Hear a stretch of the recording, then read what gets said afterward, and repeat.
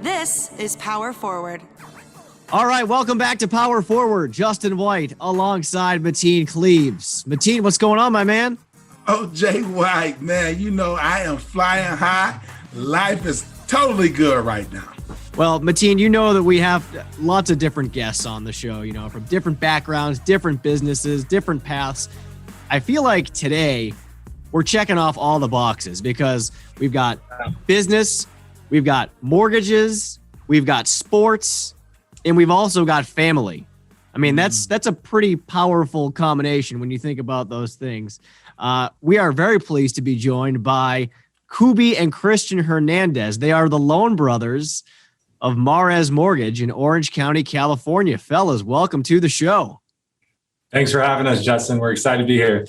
Mateen, I already told you this off camera, but big fan. A lot of love for the national championship wins. And Justin, thank you so much for having us on. It means a lot. Oh, no, appreciate the love. Let's do this. We're thrilled to have you guys here. And, I guess just to start off, I'm not going to lie. I feel a little bit left out because of the four of us. I am the only one in the group that did not play Division I collegiate sports, although I did cover it as a radio broadcaster. So I'm just glad that, you guys are letting me hang with you, and hopefully that, gets me in the door of the club, so to speak. I mean, you'll be an honorary athlete for the day. I appreciate that. I appreciate it. Well, let's jump right into it because, as I said, you guys are in the mortgage biz, former athletes. Mares Mortgage is a family business. So for our listeners out there, just give us or give them an idea of who you guys are. Well, Christian and I we're in our 30s. We're it's like going back to my it reminds me I'm going back to my AOL days. I'm a millennial. It's like age, sex. Okay, so no, I mean we're just right now we kind of have a joke. One thing I tell people is I said I wanted to be an astronaut when I was growing up, and now I do home loans. So just know that we all have hopes and dreams, and so here's the deal. We're trying to get you a home, right? So there's a background, we all, and Mares Mortgage, it's obviously our family business. Cubberto, our father, started the company back in 1993. And then we joined the team. Cubie joined in 2008. Perfect time to join, right as the mortgage crisis was hitting. And then I got to join right in 2010 on the upswing. So I got to miss that part of the experience. But definitely it's definitely been a great 10, 12-year run together, and we're excited. We're excited for the future for sure.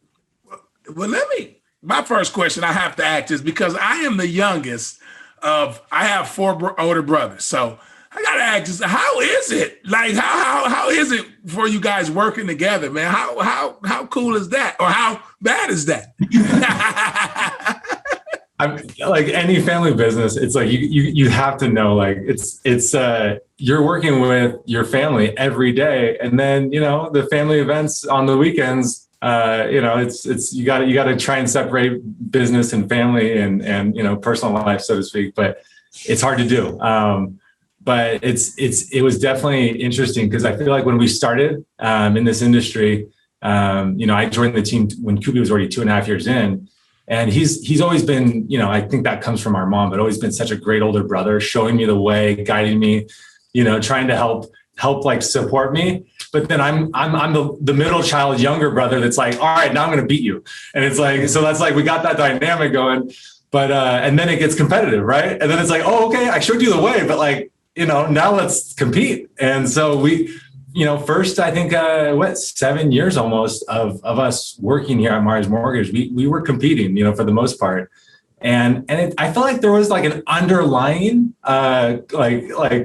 competitiveness and aggressiveness towards each other when it comes to work and business. It's like, okay, we got to work, and maybe it helped drive us too. But it was, there was that pivotal moment when we were like, what are we doing? It's like, let's combine forces. Let's join our team, so to speak, forming Loan Brothers, and take this to the next level. And what you do well, I suck at. I'm terrible. I'm really not.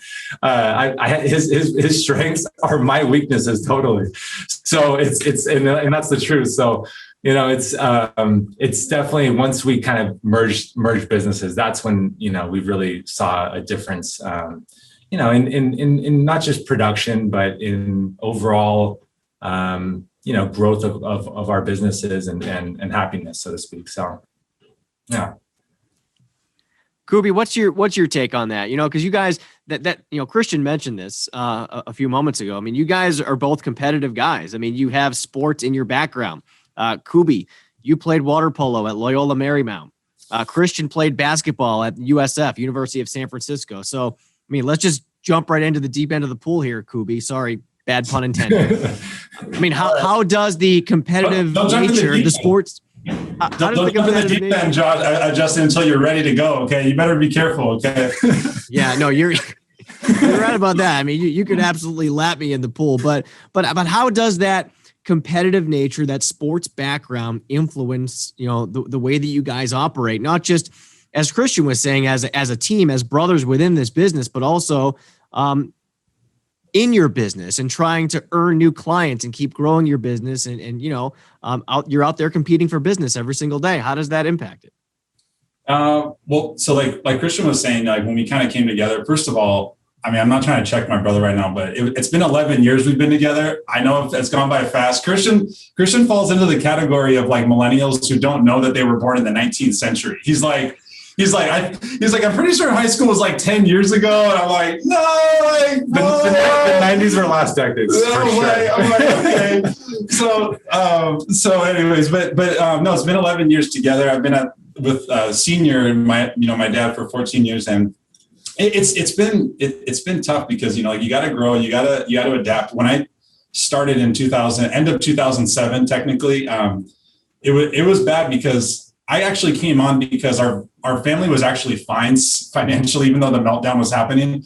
But it was not fine in the sense that there was then really bad systemic problems in the economy starting to pour into everything, right? So there was investments that were good investments that were going bad, right? Like everything was tough.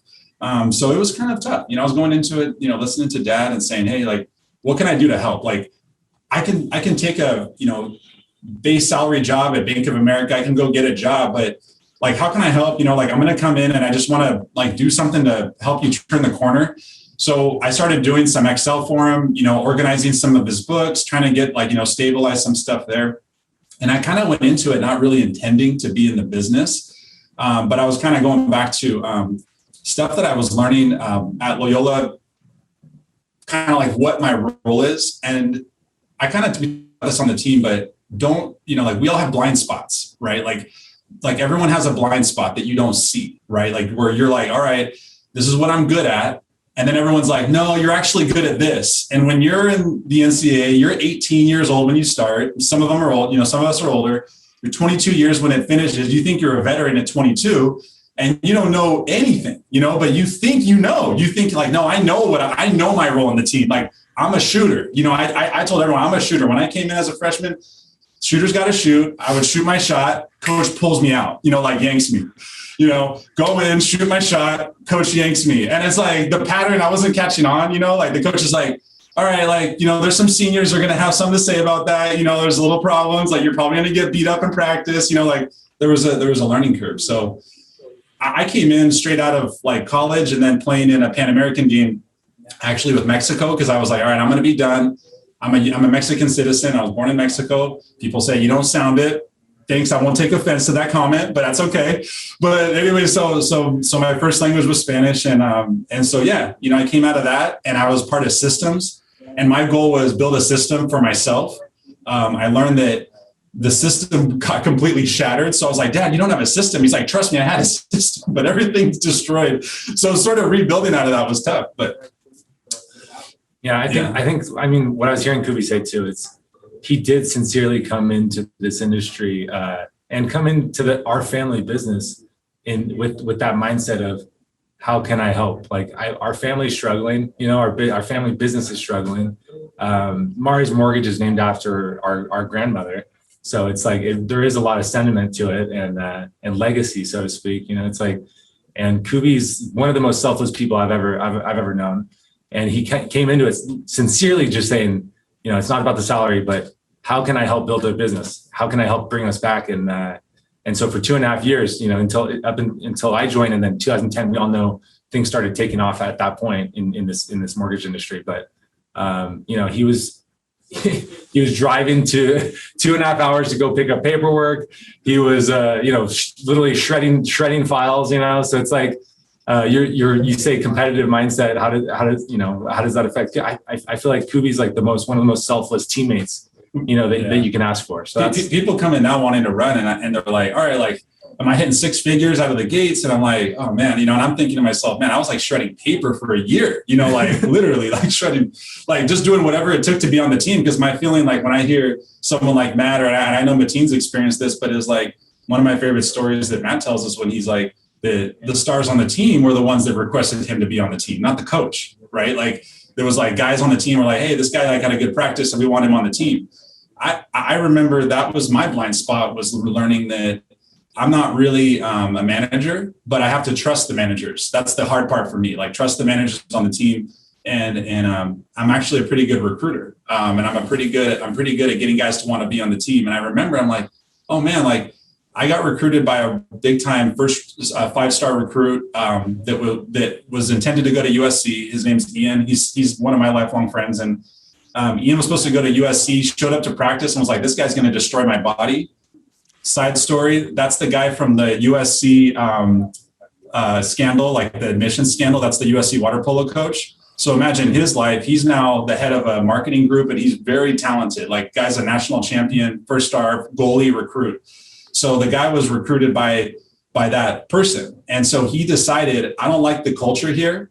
And talk about me kind of aligning with like my version of a Matt. I didn't have the blessing to like work with him, like in my career, we separated paths, but he's very successful in his own life. And I hear stories that other people have. And I think that's, you never know where your path is going to take you. Like, I don't be like, I don't want people to like say like, what does it mean that you're like just a mortgage guy? I'm like, like, I'm okay with it. Like, it's not like who I am, it's like, this is just something I do. It's like I told you about being an astronaut. That was my dream. My dad would say, yeah, my son wants to be an astronaut. My son right now wants to be in the NBA. He asked Siri the other day. I was like, I snooped on my kid. Sorry, I do it. He's 8 years old. He said, hey, Siri, can you speak like African-American? And I was like, dang, like he loves the Black culture. He loves the Black community. He wants to play the hoops. Like, these are his coaches. This is what he loves. Like, so for me, I just want to uphold the dreams of my children. And then, then you go into your trajectory, right? Like you also gotta survive. So there's a lot, family's big. But when Christian says, you're selfless, oh man, my wife was like, so, okay, you want to be doing mortgages, like as a career. And my wife's like a senior auditor, like out of college, we got married after college, we've been together for 14 years. It's like, man, like, Christian's been together with his wife since high school. Like they high school sweethearts. They got married at a young age. So we're like, we love our families, right? Like we love it. So I love that, man. That's all good stuff. So I have to ask this question because you have a lot of athletes that freak out, when their playing careers are over. It's hard to make the transition. Because you're an expert at this, and now you're trying to go into a whole different arena and be great at something. So, two-part question, and I think I know the answer, but I got to ask it for our listeners. All right. Does sports help you prepare you for what you're doing now? And did it suck at first not being an expert, because both of you guys kind of mastered what you were doing before you got into mortgages? I'll set you up for this really quick because I want Christian to tell something specifically. Okay, Christian had two CIFs or one. We were part of two CIF teams technically. As a freshman and as a senior. And to Santa Margarita, Clay Thompson, James Keith played on the national team on the UCLA team that had Kevin Love and Collison, and like they were like stacked, right? So he had a teammate make that team with a scholarship. Another teammate who was Clay Thompson, who was a freshman, getting benched for shooting. My man Clay, so Clay's getting benched for shooting as a freshman. He's got a crazy team, and he came from a system. Like he came out of high school from a system, and then he went to USF. And I was like, we love talking about that story because it was like a shock. He went to USF, and it was different. It was like, I mean, so like to answer the question too, it's like, so going into having a system, having a structure, a culture of winning, right? Building that culture of winning. We all know that's a culture and that's a mindset. And when you have the opposite, when you go into a business or a team that has a culture of losing, that everyone, you go into a game, it's like such a bad feeling because I go into every game expecting that we're going to win, right? Like you don't expect anything other than winning. We went, I remember going into USF and it was a weird vibe, like a weird like feeling going into these games saying, oh yeah, like we're gonna lose. Like this is it's all good. Like what? It's all good. Like we're here to win. Like that. Like and like the vibe was but they're really good. Like okay, but like let's like find a way to win. It was like a weird transition to go into that. But I loved the school. I loved the university. I loved the coach. I really did like the coach a lot. Jesse Evans. Yeah, he was a great guy, great coach. But it was just a different dynamic. So going from college to work life, right, where you had it was one of the hardest experiences in college, and I'm so grateful for it because I got to earn a scholarship. I walked on my freshman year, got to earn a scholarship my sophomore, junior, senior year. And that was amazing. And then the school, the education, everything, great experience. But it was one of the most stressful, difficult times trying to balance school, which, I took seriously because I loved business. It was a passion. I enjoyed my studies. I enjoyed my professors. It's something that I went all in on because it was fun to me, like studying business, finance. I'm like, this is interesting, investments. So I enjoyed those classes and having those discussions with the professors and everything. And then balancing that with sports, competing in front of thousands of people, on the weekends. And then going to school the next day, right? It's like and flying all over the US, right? It's like there's a lot that goes into it. I don't think people truly appreciate, students, athletes, like, oh yeah, you're on scholarship, you get to pick your classes. It's who cares, man? I'm like, you guys got it set. You have a full ride. Like, who cares? It's like, no, it's a lot of work and a lot of liability because it's a 1-year contract, right? Every time the coach, we go out there and compete, the coach would tell us, hey, don't forget, like, this is a 1-year contract. What? Like, why are you telling me this before the game? Like, this isn't motivating me. This is stressing me out. So that wasn't Jesse Evans. That was a different coach. But, so then after graduation, I'm like, I can compete in business. Like, this is easy. Like, all I have to do is just focus on getting loans, closing them. Like, I honestly was like way less stressed and way more motivated and felt way more prepared having that experience. Whereas I know a lot of my buddies that just didn't play sports in college and partied. And it's like, they had a great time, it's like, and I'm not knocking them. That's awesome. Like that sounds like a great experience. So fun. College were the best times of my life. They were the best times of my life, but some of the most stressful times of my life too, so.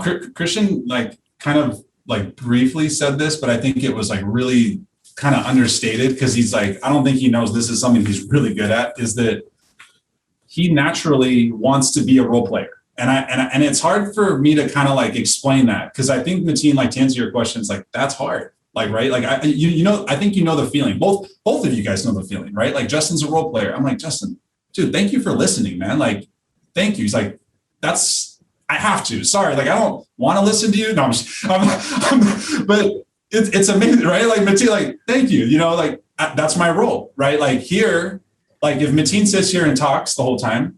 That's not a show, right? Like you don't get to know the people on the show, right? I think young people is like, if you didn't get the opportunity to learn to be a role player, learn to be a role player because the economy is becoming more sophisticated than ever before. Jobs are being automated. Things are being, things that people used to be paid well for are now being like kind of streamlined. So there's a new economy, right, being formed, and more than ever, you got to learn to be a role player, and you have to be okay with that. Like you have to, like Christian is always okay being a role player. He was always a defensive player. And I, a little bit, I don't want to mess with him because it's not, I tend not to try to like mess with someone after like anyways. But Christian, like, why don't you like take some more shots? He's like, well, here's the deal. Like the team wins when I play defense, I lock it down. The dude guarded. You did in the CIF championship. This guy's guarding, right? James Harden. Yeah. He's guarding James Harden in high school. And I'm like, oh, dare he went straight to the pros. I mean, that's a straight up like Artesia High School star. And I'm thinking he locked it down. He's like, they got smoked. Like you guys didn't get smoked. I mean, it started slipping, a little bit because James Harden's going to do what James Harden does, right? He's got that little head. That little head fake that he's got going on. He was still doing that then. I was admittedly in college. I was very hungover for that game. I don't remember a lot of it, to be honest. But I did show up with 3 of my boys that we were all in the NCAA, and I was like, this is pretty cool. Like he's playing. These are some stars. Who knows who's going to make it to the NBA? And I'm thinking, okay, my brother's playing lockdown defense on the best guy on the team. I'm like, that's the guy he's got to guard. I'm thinking he's kind of brushing over that, but that's what I think sometimes guys like Christian play it down, but he came in willing to be a role player. And so actually it was like, we always say like Christian, when he's stressed, he buries it down deep and you're like, he's like bubbling. And I'm like, Christian, like, let it out, dude. Like you're getting stressed. He's cool as a cucumber. So he's our boardroom guy, right? Like, it's like, all right, like if we have like a big meeting with some guys, it's like Ishbia like might be coming to town. Okay, send Christian because he's going to keep his emotions in check, right? For the big meetings. So it's a role, right? It's a team, right? So it's like, I'm not going to show up to those meetings when I'm like raw emotions. Like when if someone says something to like take a swipe, I get a little like my buddy's like, you get a little hood rich. Like, like, what are you going to do? I'm like, I know. So that's to answer your question is like being a role player. It's tough. It's tough out of college because maybe you didn't learn that. Maybe you didn't learn that on your team. Maybe that's something that wasn't emphasized, I want to go back to something that Cubie said, but this question actually is for Christian. You talked about kind of like finding your path, and Christian, you mentioned that you loved business, you loved finance in college, and you wanted to be a financial advisor. You thought that was going to be the path that you took, but you had an experience while you were exploring that career that taught you a lot about business in general, the business world in general, and it kind of, I guess, opened the door for you to join the family business. Tell us that story, and I guess in the broader context, how that still kind of is something that resonates with you in the way that you choose to do business today at Mares. Yeah, so coming out of college, 2010 financial crisis is starting to turn, but Dodd-Frank, all the different acts getting put into place, not the best time to join the financial services sector. But I had a passion for investments, and in my mind, coming out of college, I'm like, well, I know a lot of high net worth people. I want to work with high net worth individuals. I want to be a financial advisor, and work on a high net worth team in LA. So, got in contact with. Through my network, with the West Coast regional, the head of the West Coast for Merrill Lynch B of A. And I was like, okay, I got an in. Like, this is the head of the Western division of Bank of America. And I have like an audience with him. I'm sitting down with him. We built good rapport. He played sports like that. We did Boy Scouts, all of those things, right? Great.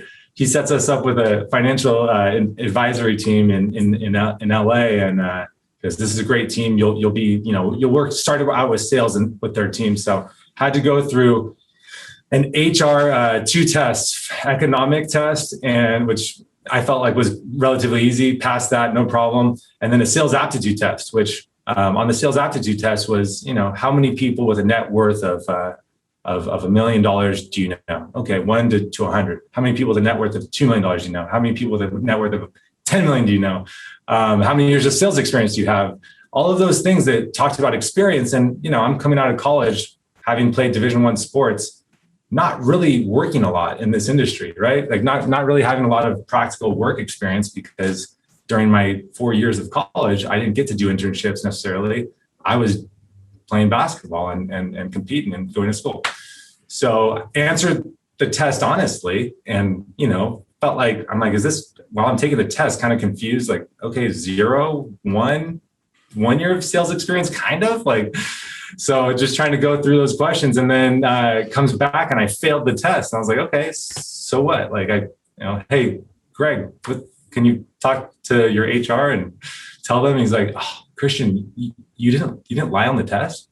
I'm like, what do you mean? He's like, yeah, like you should have just like, yeah, I mean, you had to pass that test, like for us to hire you. I'm like, oh, but like, can't you just talk to like the HR, or, can't you work that out internally? And can I retake it? Like, I don't know. He's like, you can only take it every 6 months.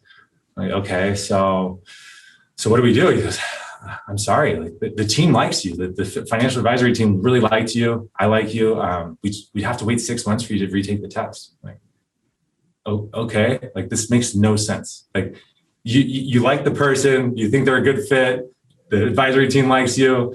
Economics, like, okay, great, great resume, all those things. Okay, but part of your HR process, it's just bureaucracy, right? And I think it's ironic. I think it's ironic that like in our industry, like we're helping people make the biggest financial decision of their lives. Like everyday people, they're like us. Like I tell someone, like, I'm not. Like, you look at billionaires and everyone who's like buying a house, they don't get home loans. I have a home loan just like you. Like I'm not there. Like I'm not above you. I'm not.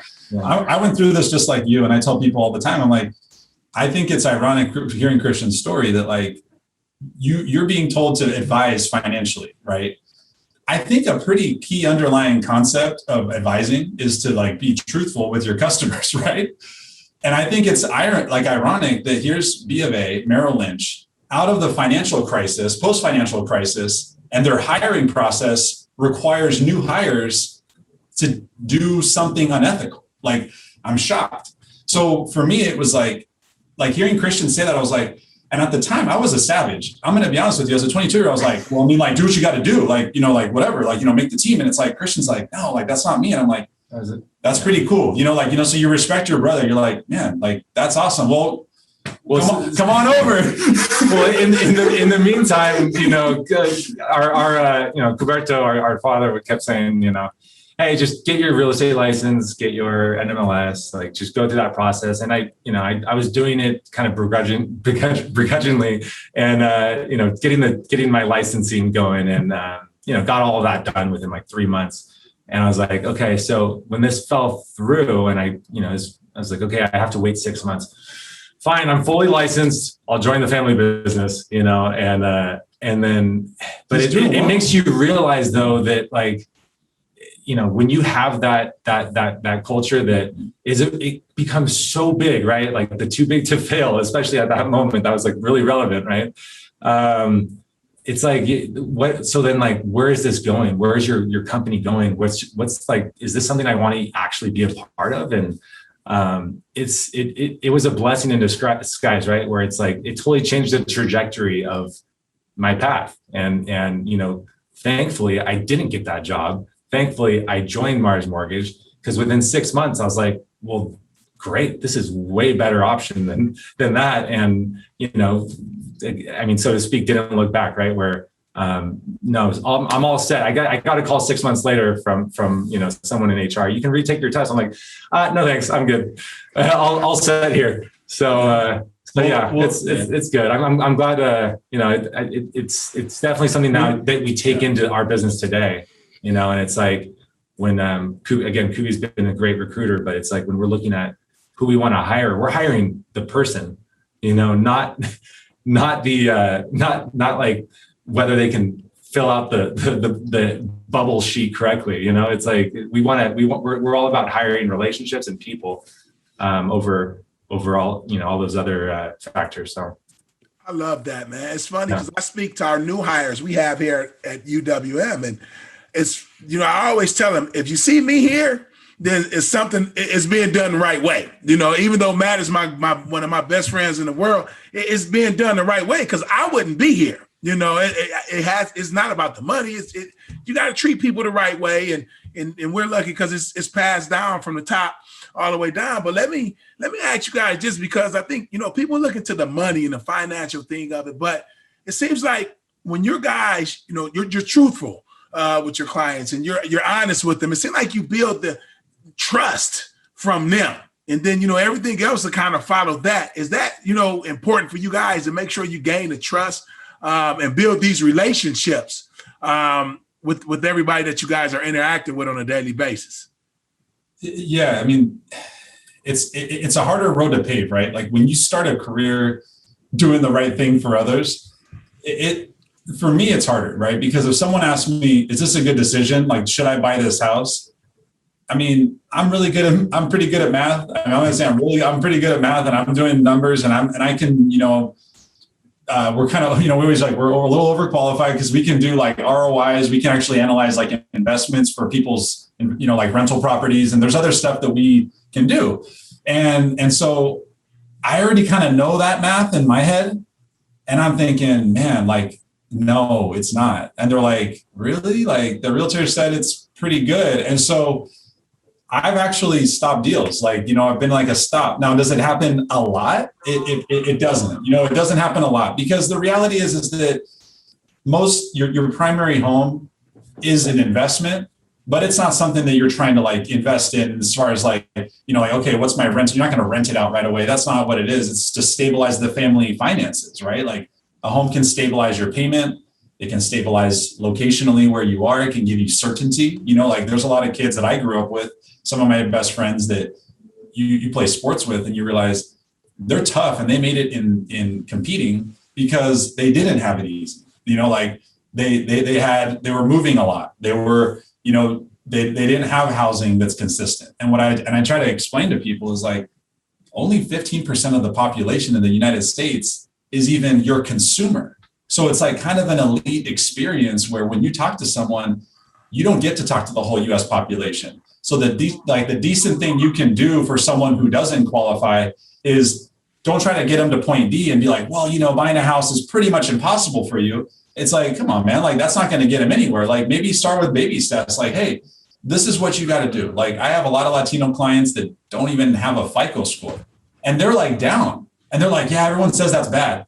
I'm like, dude, you're zero. When I played college sports, the coach told me he would be happy if I was a zero. He's like, you're costing me turnovers. You're costing me points. I was like, dude, being a zero means you're on the team. Like, we want you. You just got to get 3 credit cards. You just got to get, you know, this, and this. Like, you're okay. Like, you know, so when people talk about like sports, like how you can take it into like business or, you know, take like being honest with people and how it's a tough road. It takes longer. It'll take longer. It's like UWM.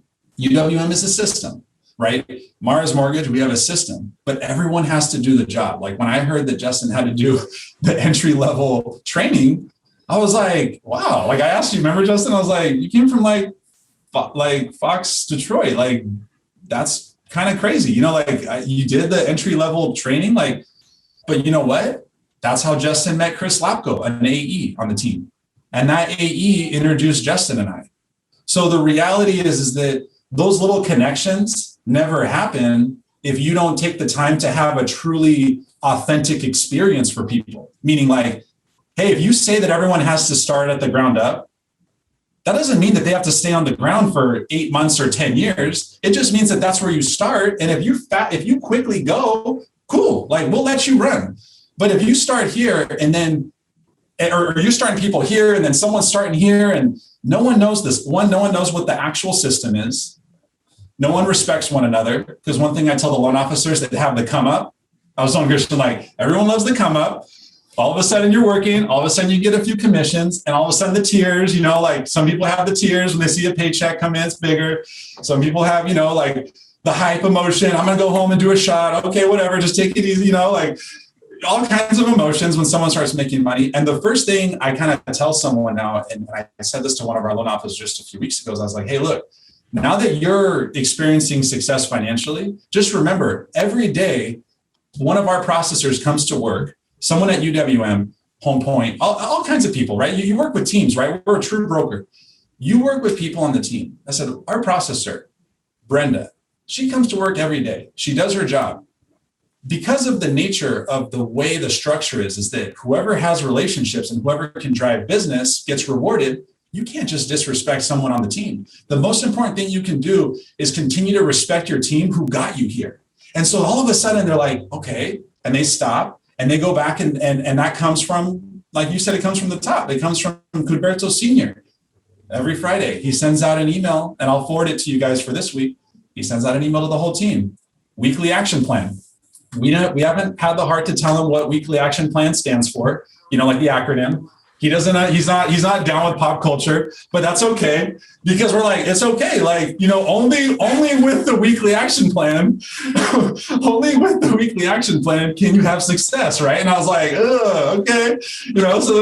So people are figuring it out, but he's a scientist. What are you going to do? He's a scientist at heart. He's an academic, but we put this out and we realign the team every Friday. Every Friday we realign the team. You hear the acknowledgments.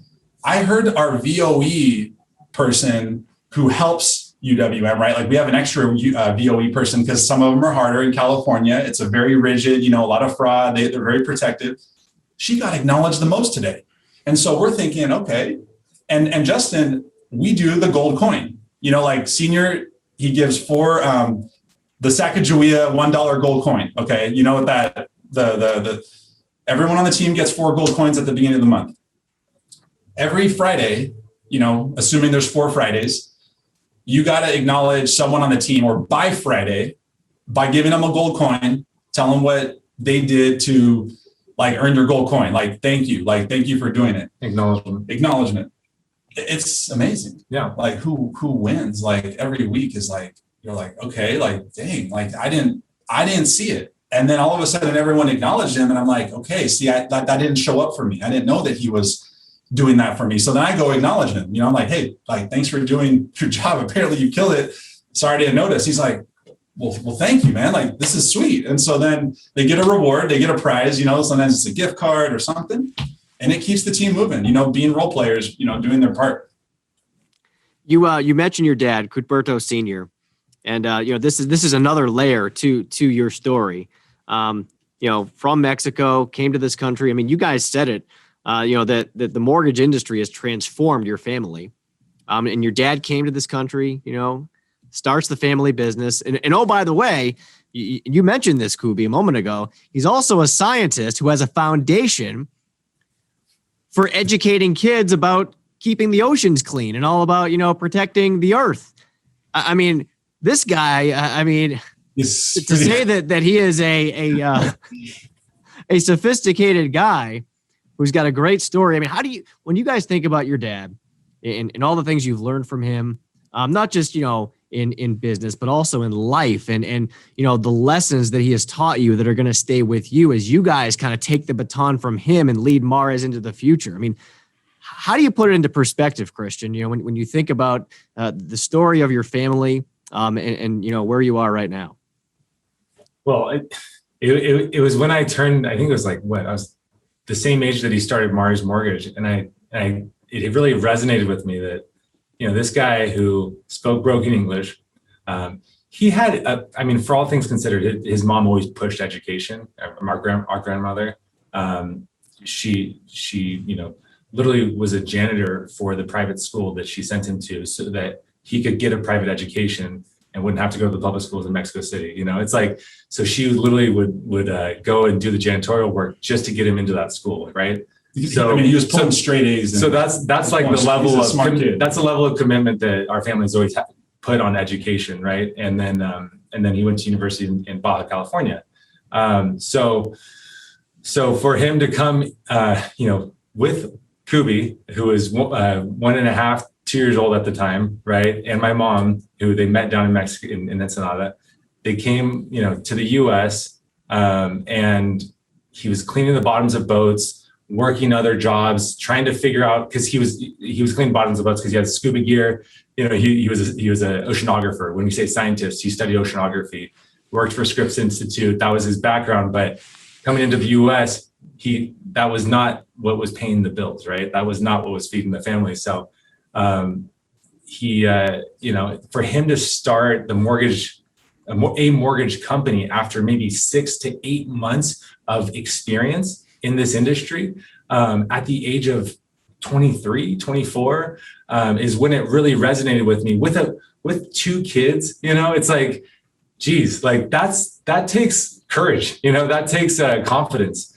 And again, speaking broken English, and it was all because he saw opportunity. He said, there is literally an underserved market that my Hispanic customers and demographic and people are getting taken advantage of in Southern California, you know, where there's a lot of bad loans taking place in the 90s, right?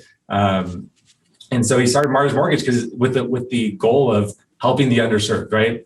Let's help the Hispanic communities get access to financing to purchase homes ethically, right? So honestly, ethically. So it's all of those core values of how he started the company. It's like, yeah, what can I say about Cubberto? It's just that I can't imagine the courage, especially, you know, having a family of my own now, that it took to do that. But now it's like he's always said, yeah, be better than me though. Like, I want you to be better than me. He's always encouraged us to in a sense, pass him, you know. It's like, so I kind of we've taken that chip on our shoulder. And I always think it's always good to have in life. Like, people are, oh, well, this guy has a chip on his shoulder. Yeah, have a chip on your shoulder. You know, that what drives you, what motivates you, and I'm passing that on to my kids. You know, it's like, you know, what can I say about Cubberto? Well, all I can say is that everything that I am teaching my kids is literally what he taught me. So it's like, I think that speaks volumes, because the other day, you know, we're driving down the road, and I don't know why this popped in my mind, but I'm like, I remember walking to his office and seeing a poster behind his desk that said, give people more than what they expect. And it was like a simple concept, but he really told us in that moment. I think I was like 8 years old. He's like, what does that mean to you? I'm like if someone gives me I don't know, if someone asks me for candy, give them a little bit more candy, or I don't know what. He's like, no, he's like, do more for others than they do for you. But then you know, it's always give people more. Don't take, you know, how much. Always try and add more value to their lives, especially more than you take. And I think that's something that is so important in this world right now. And Cubie kind of mentioned that being consumers versus creators, right? It's kind of similar concepts. It's like we gotta keep creating, keep giving more than what we take. And you know, if my wife heard me say that, she'd probably laugh at me and say, yeah, okay. You know, and they're like, yeah, I'd like you to give me more too. Right. But you know, it's just, we can all do better, I think, in this world right now, and keep doing our best to give more than what people expect of us. But when we were growing up, Christian's getting straight A's, right? He's getting, well, not straight A's, he's getting pretty good grades, okay? Gigi always had good. We have a baby sister that played beach volleyball also in the NCAA, okay? So she had a national championship, okay? So she's a baby though. She's working at Ethica. She's a baby. But she's sophisticated, okay? She's like Mateen is a sophisticated one, you know, with a nose to lay low and plays the political game in the family, you know, she's good. I mean, so, but she's going, you know, she's already doing really good. But when we were laughing because when Christian's talking, passing me up, I remember growing up. Now you can look back at it and be like, okay, and I always really struggle with remembering information. Okay, so I was a kid who. I had to go to I had to go to summer school 3 years in a row, all the way through the third grade. Okay, and I had my mommy was even helping me get through a debilitating stutter. Okay, so you're like, this guy talks so much. How the heck could he have a stutter? You know, how could he grow up not being able to get the words out? And my mom would say, I think you just had a lot to say. We had to get the timing down. You know. So growing up, it was amazing to me because I would sit in a test, and unless I knew it, I could either pass the test extremely fast, like ADD style, or I would struggle, right? And that was the majority of it. And I remember thinking to myself, I don't know how it would feel, because now I kind of got lucky. I was worried I was going to pass this on to my sons. I'm like, man, like, I don't know if they're going to have a tough time in school. My wife, every day, she's working with them. She's working with them to remember information. And they're working it, man. They're doing really good in school, right? So you're thinking, okay, cool. Like I didn't, it's like, these are the worries, right? Like that you have as a father, like, am I going to pass on my weaknesses, right? Like as a dad, you're like, I love that you love to compete, right? My kids love to compete. We just installed a basketball hoop in the ground in front of our house, and they're all out there. They crank it down, they lower the hoop down so my little guy can shoot, raise it back up, right? So they work together, right? It's a team. But man, like growing up, I'm thinking that could have gone different if I would have been born with a different dad. And, having a dad with straight A's until college, never had a B. Okay. I'm thinking, man, like you have a son who's like, every day is a struggle. Like he's not doing so good. Like, how do you have the patience for it? And he didn't even have a dad. I'm thinking he had a mom. That's it. Single mom household, that was it. Like, and so just last night I was telling Christian, I didn't tell Christian this yet, but last night my wife's gone for 3 hours and I got 2 sons that are mama's boys because my wife is a bad mama. Like she's tough. Okay. She like teaches them to compete. I met her. She was an NCAA soccer player. Like I like fell in love right away. I was like all in, and then, college. Okay. A little drama, but you know how it is. Okay. But it's a happy ending. She leaves for 5 hours. My sons are having a meltdown because mom's gone. And I got 2 boys that are like, call it like, hey, they love their mom.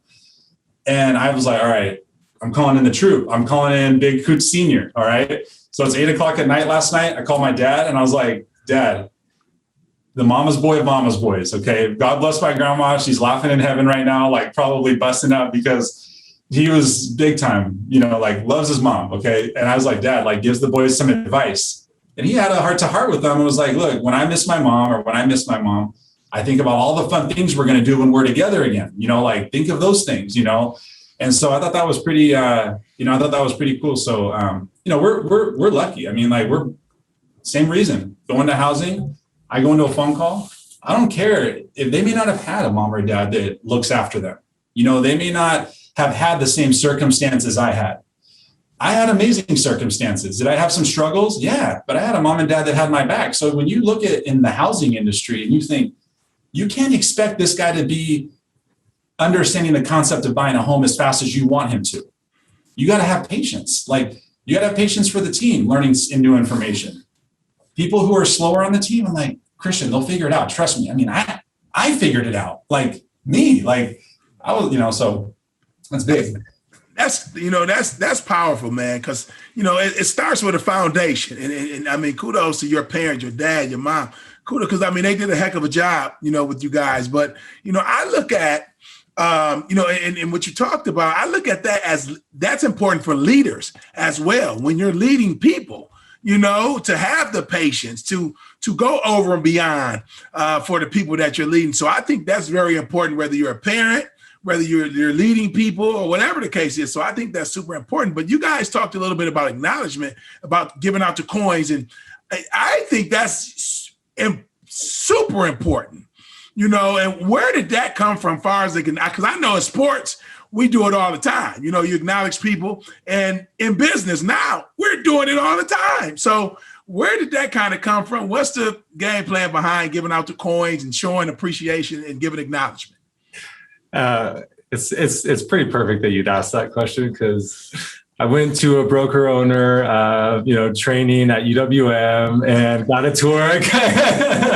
You know where I'm going with this. I got a tour UWM and I saw our AE's, all of his coins on his desk, right? You guys give out those tokens and the poker chip tokens. And I thought they were so cool. And I'm like, that's just, it's like, it's not about the money, right? Like, it's like, yeah, like we're here to make money. Sure. Of course. We'll never say we're not, but in terms of feeling appreciated in your work environment and having like a deeper level of value and worth, I guess, it has to go beyond like your paycheck. So that's when I saw those tokens. I'm like, we have to do something to acknowledge each other. So that's when I came back here, I was like, let's do some type of like gold, like I wasn't a gold coin, but Cubberto always goes to Farmers and Merchants, our local like bank that we bank with, and he's like, they have those gold coins there, and he's like, let's do these gold coins, and every Friday we'll give out, to each other, but to create affinity and to create, like, instead of the managers giving the gold coin, or it's like, or the supervisor giving a gold coin, it was kind of more like, let's acknowledge each other. Like the people's choice, it's the like, people's, yeah. And then like, cool. and so I think that it helps build affinity within the company. And then the winner of the gold coin gets, I think it was like $100 gift card to go, or American Express. And the goal is to, not the past year because of COVID, but take them out for lunch on Friday too. So grab a person in the office, go take them out for lunch. And so hopefully we get to get back to doing that soon. We'd love to get back to doing lunches on Fridays for the winner of the gold coin and everything. So, yeah. It's awesome stuff. I want to ask you guys too, just about you guys talked about with your dad, and how the whole idea started behind the business, and that was to reach out to people in the community and find an area of need that existed and fill that need. You talked about upholding a community, and this kind of also comes from your dad. What is it, Cubie? You said that you have to pick 5 communities that you have to uphold. I mean, this is like part of the package that comes with working at Mares, right? You're not just going to come in there and like do loans. You have to be somebody who's going to have an impact on the community. Like, why is that such a big deal to you guys? Okay, so I like to kind of give examples because I don't know. I like giving stories, right? So there's a guy on our team who joins, right? His name's Michael. Michael joins. Love this guy. The first day he shows up and I was like, oh, all right, new guy, so he was not hired by me. So I'm a little bit, like a little tougher on him, maybe, maybe I was a little tougher. So I was like, okay, see this new guy. And he's sitting there and he's just staring at the page. He's doing like I did this, right? Like in school when you're just staring at like the test, like the answers are going to like appear, like in your face, So I was like, oh boy, here we go. So I'm like, Michael, what's up? And he's like, yeah. Hi, he's like nervous. And I'm like, now you fast forward and he won his first gold coin challenge, right? He won the month, which is hard. Like, it's really close. What people don't realize, like the top 4 finishers are always like really cool. Like it was like they all had a good month. So, but being number 1 is sort of like Michael Jordan said, like someone said, hey, like Jordan, remember the interview, like you keep getting lucky. And he's like, hey, you got to be good before you can get lucky, right? Like, he's like, remember that? So when you remember Jordan said that, right? And so you got to acknowledge, I'm like, dude, he got maybe lucky. Okay. The circumstances of his position, because we changed it. But man, like he won, like here's our company. We switched his role a little bit. Now he's winning, right? Like just tweaked it. And I'm thinking, oh my God. So when you look at when you look at how we're building the 5 communities and you look at how important that is, you say, why does that matter? Because who you are in this community will show up in all other communities that you're in. And that's how you know how authentic you are. That's like kind of like your authenticity test.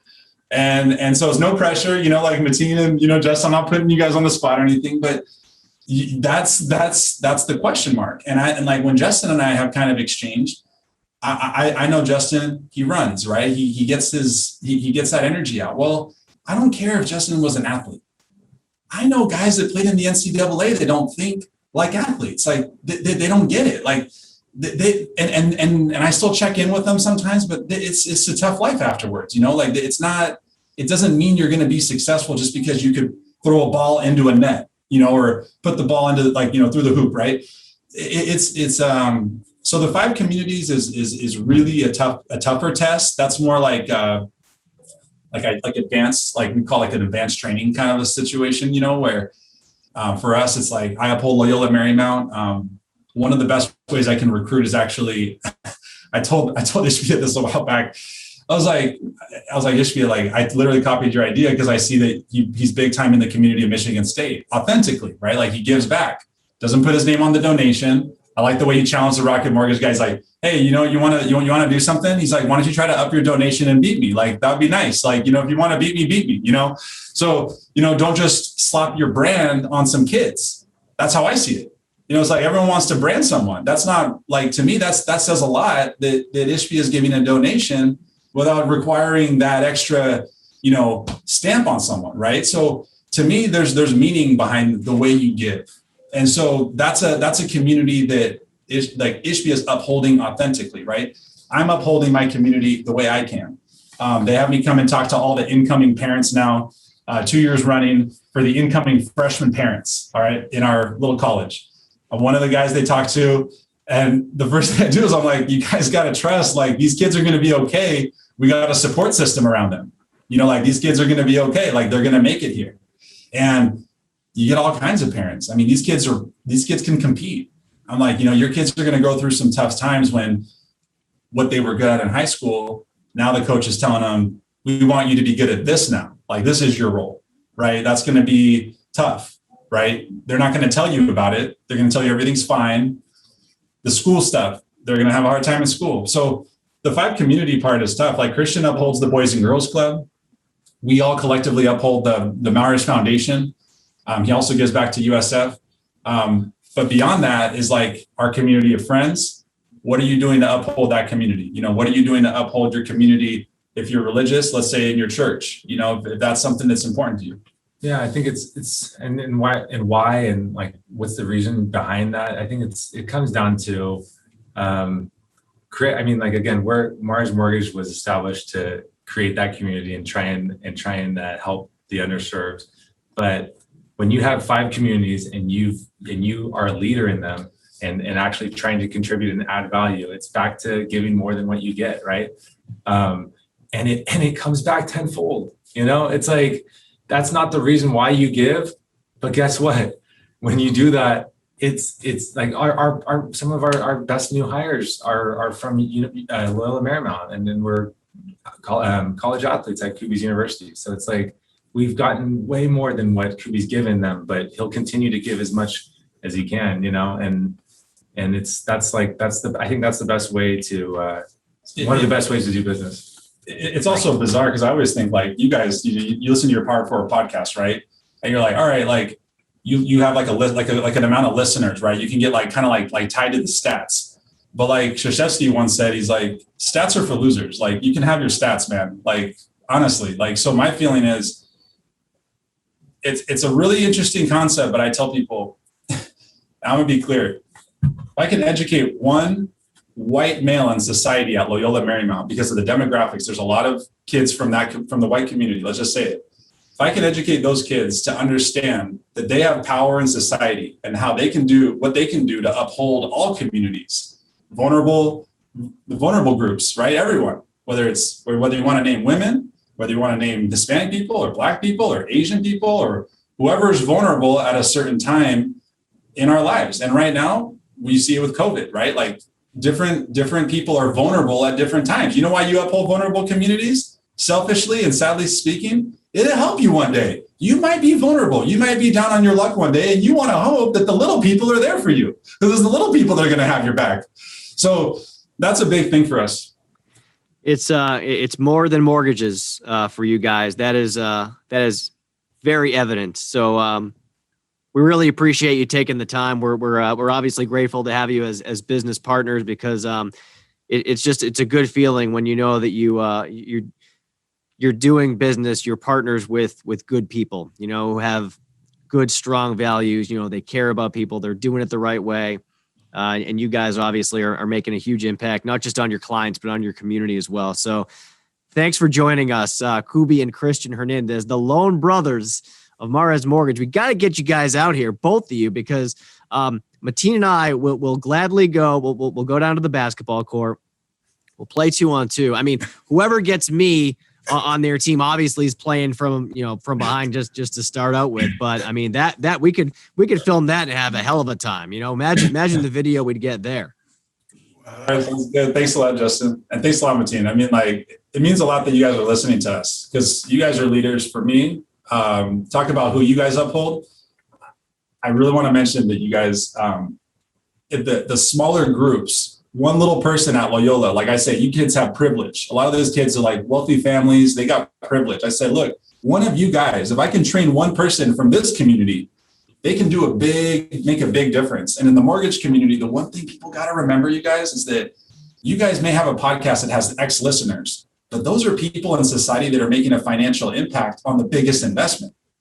So my feeling is that group, you don't know what they're upholding.